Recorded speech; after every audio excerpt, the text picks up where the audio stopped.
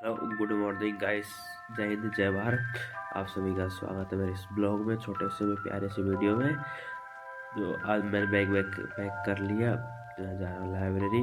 तो जो ज़रूरतमंद किताब थी उनको किताबों को वगैरह बैग पैक कर लिया था। और सर्दी की वजह से मैंने कोट पहन के निकल गया, सिर पे मफलर बांध के। तो भाई देखो, हमने गरीबी देखी है भाई। हमारे पास कोई ड्राई फ्रूट्स वगैरह तो होते नहीं है सुबह नाश्ते के लिए। तो भाई अब मैं दुकान पे चले गया, चाय की दुकान पे। और फिर ये और हमारे राजस्थानी लोग भाई, चाय के बिना कुछ हमारी सुबह होती ही नहीं है। चाय मैंडेटरी है हमारे लिए भाई।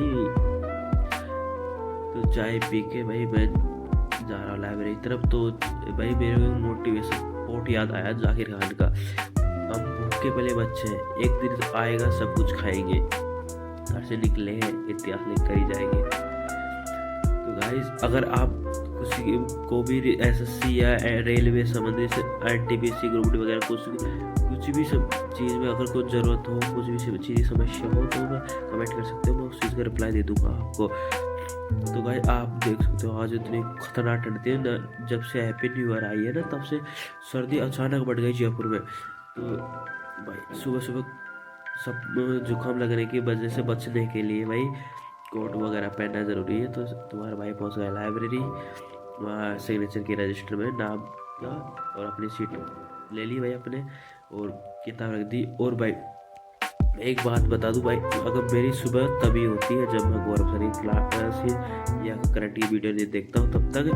तो भाई तुम्हारे भाई ने जाते गौरव सर का रजिस्टर उठाया, उसमें करंट की क्लास के लिए तैयारी कर ली भाई, ईयरफोन लगा के कान में, और डेट डाल दी किताब पे, डेट डाल दी भाई। अब करंट की क्लास लेने के बाद मैं मिलता हूँ अपने अगले सब्जेक्ट के साथ में। तो भाई मैंने जो टाइम टेबल बनाया था उसके हिसाब से फिर मैंने करंट की क्लास लेने के बाद में हर टाइम टेबल में यही बनाता, सुबह करंट क्लास के बाद में मैथ पढ़ता हूँ, अर्थमेटिक है।